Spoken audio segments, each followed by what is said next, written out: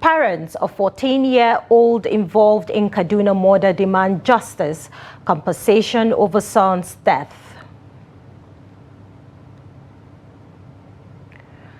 Oyo State government begins payment of compensation to victims of Bodija explosion.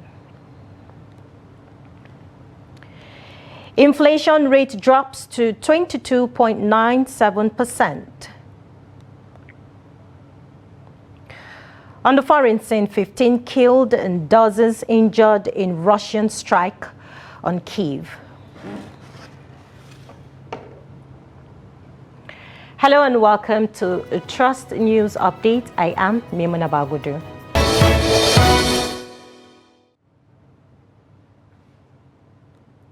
The family of 14-year-old Kabiru Aliyu in Rigasa, Kaduna State is demanding justice and compensation following the tragic killing of their son, allegedly by officers of the Nigerian police.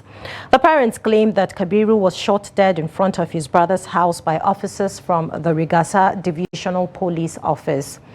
At the time of Trust TV's visit, the family remained visibly devastated by the incident, which they described as senseless and avoidable. The report.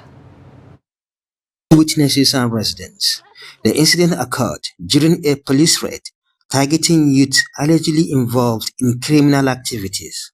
The raid coincided with a wedding celebration of one of the alleged thugs in the community, and Kabiru, who was said to be an innocent bystander, was caught in the chaos.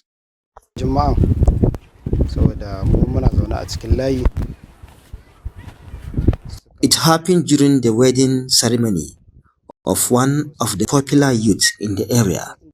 The police came on Friday chasing after some young boys they claim were smoking. After they had dispersed the crowd and returned, some of the youths began throwing stones. That was when the DPO told us to leave where we were seated, warning that they were about to start shooting.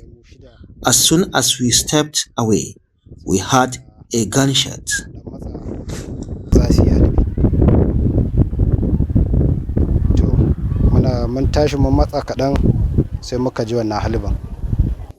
Jamilu Aliyu, Kabiru's elder brother, said the tragic shooting happened right before his eyes when the police stormed the area. He was sent by our elder brother, who had just returned from Lagos, to deliver charcoal to me. When I came back home, I met Kabiru at the gate. He told me about the charcoal, and I asked him to quickly return home because of the tense situation in the area. As I was about to open my gate, I heard a gunshot behind me. When I turned around, I saw Kabiru lying on the ground, bleeding from his head. I also saw the police officers leaving the scene with their guns. Abubakar Aliyu also expressed deep sorrow over the loss, saying the entire family is still in shock and unable to comprehend the tragic turn of events. Kabiru was my younger brother from the same parent, the last born in our family. He was shot by the police.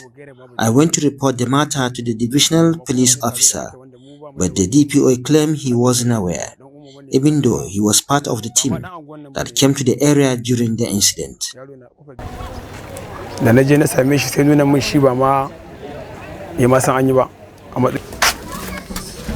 Kabiru's mother, Rabi'atu Abdurrahman, while emotionally recalling her last moment with her son, is demanding justice and compensation, insisting that those responsible must be held accountable for the killing of her child.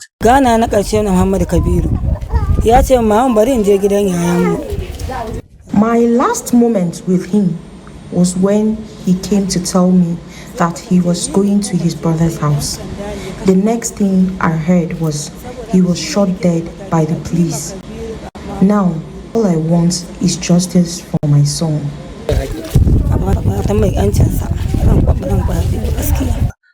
Meanwhile, the public relations officer of the Kaduna State Police Command, DSP Mansur Hassan, has acknowledged the incident. During the chaotic situation, we used tear gas to disperse a group of boys, but unfortunately, one boy outside was hit by the tear gas and was later pronounced dead in the hospital. We also urge people to leave the scene whenever we are in the community conducting operations against criminal elements in society. Kabiru Aliyu has since been buried at the Rigasa Cemetery in Igabi local government area, leaving his family in grief and the community demanding answers. Bello Musa, Trust TV News Kaduna. Operatives of the Niger State Police Command have arrested 2 kidnapped suspects, Jafet James and Usman Ibrahim. The suspects, who reside in Ijagwari, Tafa and Sabon Garib Wari area of the FCT respectively, broke into their victim's home with weapons. They were said to have entered the premises of their victim in Kata Vai New Buari and attempted to kidnap his sister. When operatives of the Tafa Police Division, following a tip-off, immediately rushed to the scene, leading to the suspect's arrest. The suspects were arrested with a locally made pistol, 2 knives, a walkie-talkie, 2 cartridges, 4 handsets, 1 ATM card, 2 electric tasers, a pepper spray, and some charms. During interrogation, the suspects confessed to the crime, saying that they arranged to abduct the lady in order to request for ransom. They claimed that the items recovered were bought from one of their members under the disguise of a civilian JTF. The spokesman for the Niger State Police Command, Wasiu Abiodun, confirmed the arrest in a statement, saying the 2 suspects were under investigation and would be prosecuted later.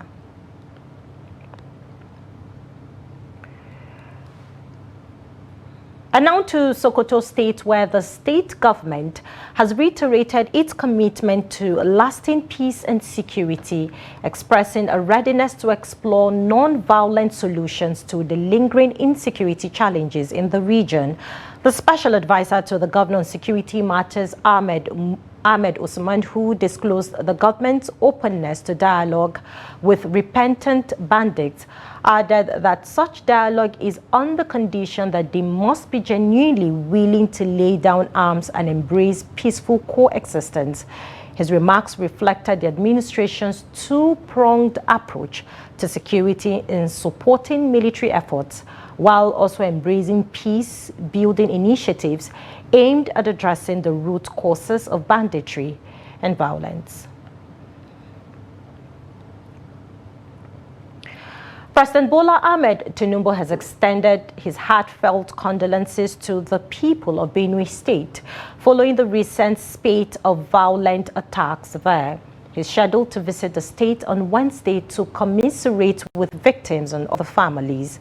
Ahead of the visit, the president has urged residents to remain peaceful and united in the wake of the tragic event. Habibat Ajayi reports.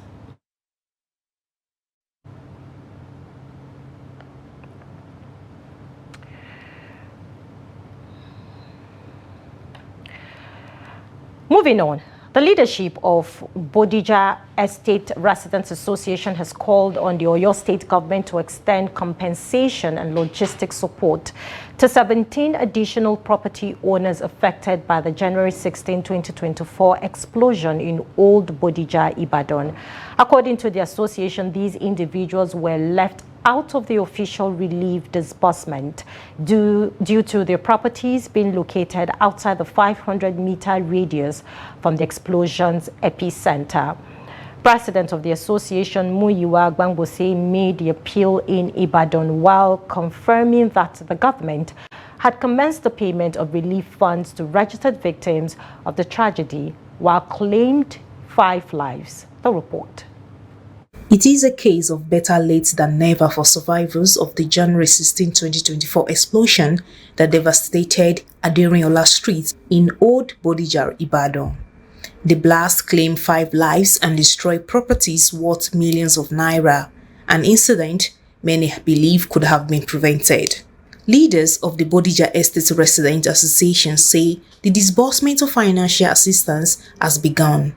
However, they are appealing for the inclusion of 17 additional affected property owners whose locations fall outside the official designated 500-meter perimeter. The committee's recommendations also included the following. So 318 buildings, then 5 families suffered fatalities. Tenants that registered with the emergency response hall were 102. That is, people who were not the landlords or the owners of the houses, but reported 102 beneficiaries. There were 37 vehicles that were reported damaged.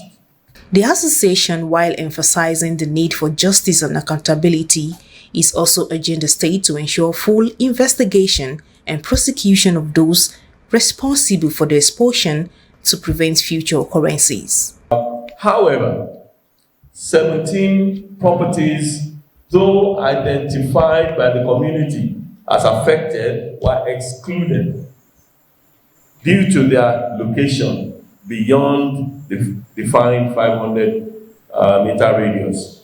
The exclusion was a procedural outcome and not a reflection of the merit of their cases. Effort is being made to ensure that justice is served. Since the culprits have been arrested and the case is in court, we believe that at the end of the day, those that are involved, will be brought to justice. We waited for 2 years for these funds. I'm pretty sure our people were disgruntled. Well, they say payment is commencing today. Hopefully, the payments will be made. But some people have actually lost hope. Many lost hope. Some are sick, still sick. Some are dead. The association acknowledged that no amount of compensation can replace the lives lost. However, they stressed the importance of a forward-looking recovery plan that ensures security, restoration, and sustainable development for Bodija and the state at large. President Bola Tinubu has called on security agencies to step up intelligence sharing and coordination as Nigerian battles with rising insecurity across the country. Speaking at the Legislative Dialogue on National Security Architecture in Nigeria, the president, represented by the Minister of Defense, Mohammed Badaru, emphasized the urgent need to realign the nation's security framework with evolving realities. The report. The high-level dialogue brought together lawmakers, security chiefs and stakeholders to examine constitutional reforms needed to bolster Nigeria's peace and security. The focus is crafting solid recommendations for proposed bills aimed at strengthening the country's security institutions. President Tinubu's message, delivered by the Minister of Defense, underscored the importance of a unified strategic response anchored in intelligence-driven cooperation across all agencies. The growing agitation for state police, the complex demand of cybercrime, cyber security, and the urgent need for efficient intelligence sharing among agencies all point to one truth: our constitutional framework must evolve or risks becoming a danger to the very unity it was meant to protect. On the legislative front, the House of Representatives reaffirmed its commitment to reviewing outdated security laws and streamlining overlapping functions to better respond to emerging threats. This dialogue comes as a precursor to the National Security Summit to be hosted soon by the House to comprehensively address the security challenges in our country from the legislative perspective. Distinguished ladies and gentlemen, it is instructive to state that right from the inception of the 10th House in June 2023, we had recognized the negative impact of insecurity on the economy and social fabric of Nigerian society as a major national challenge. you will agree with me from the needs analysis report that we have a problem. And the solution starts from having those who are wearing the shoe tell us about the problem, finding out how fine-tuning the grundum will have a consequential effect on the parliamentary acts, enactments that helps the operationalization of the mandates of the various agencies in charge of security. Stakeholders at the forum stressed that security is not the government's responsibility alone and advocated for greater citizen engagement in intelligence gathering and support for security agencies. The issue is that we have some of the most brilliant people in our DSS. We have our NIA doing fantastically well. You can see the kind of leadership that the NSA is providing. But the simple truth is that when we talk about security, internal security, the first thing that comes to a Nigerian mind is the military. That is a sign of failure of our internal security agencies. Let's tell ourselves the truth. It is only through inclusive, consultative, and transparent processes such as this that we can truly build a constitution that strengthens our federation and enhances our national security. The dialogue aims to build a collaborative framework for interagency coordination with an eye on strengthening border security, improving regional stability, and deepening local community involvement. Recommendations from these legislative dialogues are expected to herald a more secure and resilient Nigeria. Moving on to more stories. Now, malnutrition remains one of the most pressing yet silent emergencies affecting children across Nigeria. As food prices soar and household incomes decline, more than 172 million Nigerians are now unable to afford a healthy diet.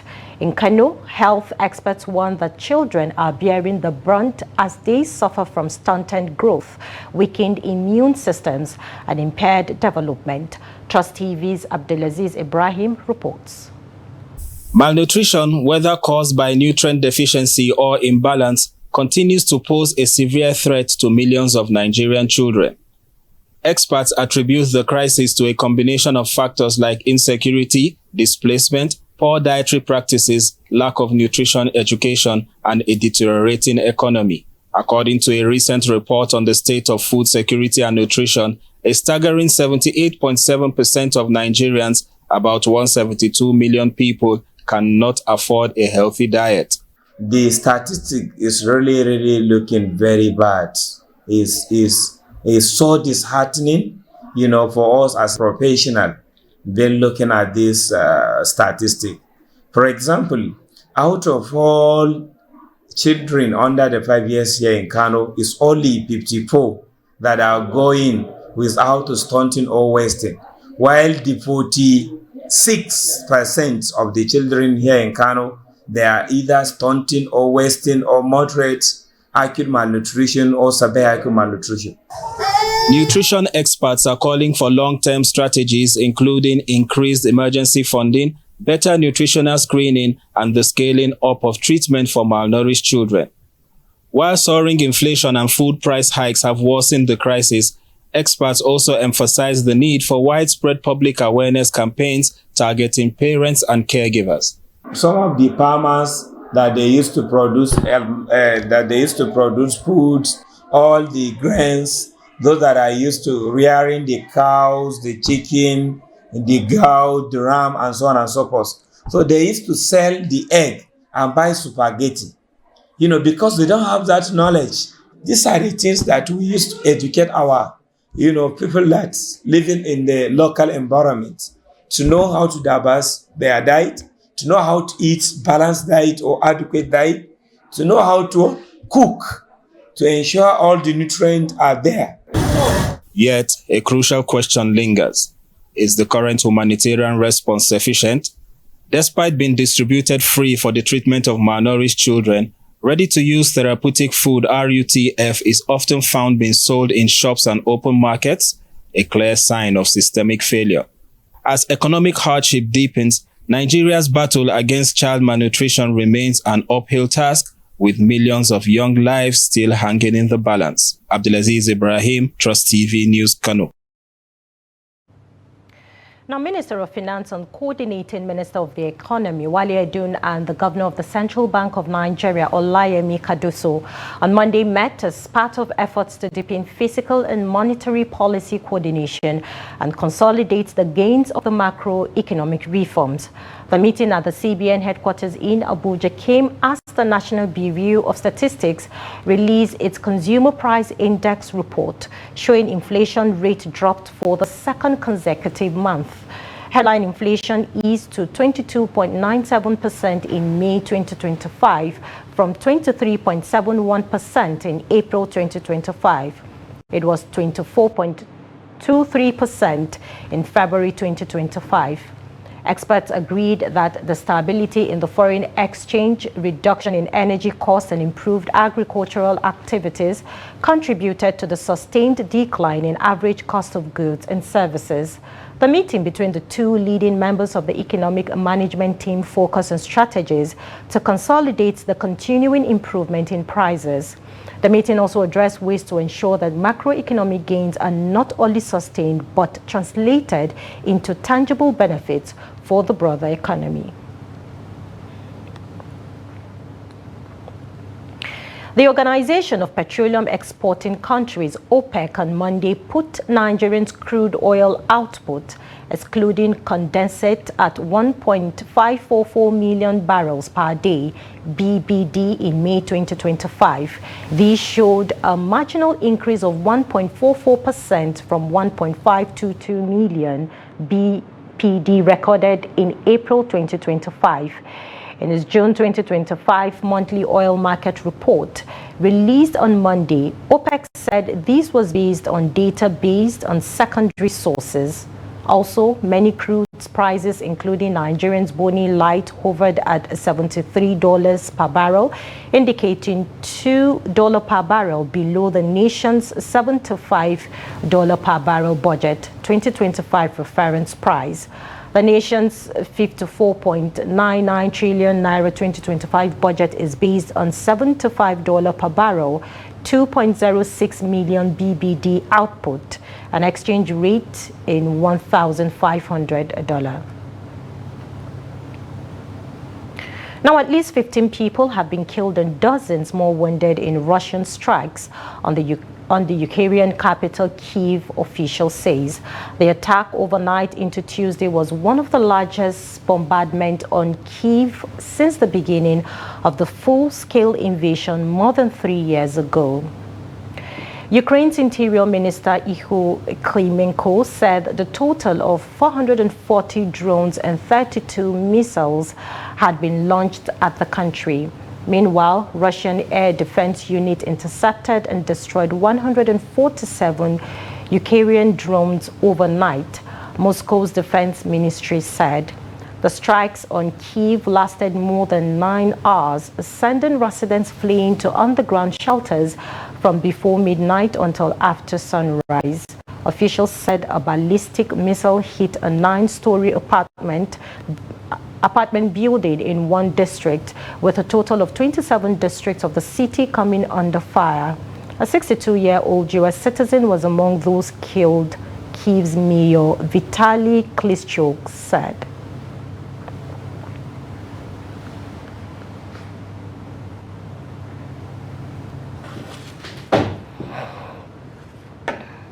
Well, that will come to the end of News Update on Trust Television. Do not forget to follow us across all of our social media platforms and subscribe to our YouTube channel to watch more news. Have a good day. I am Maimuna Bagudu. Bye-bye.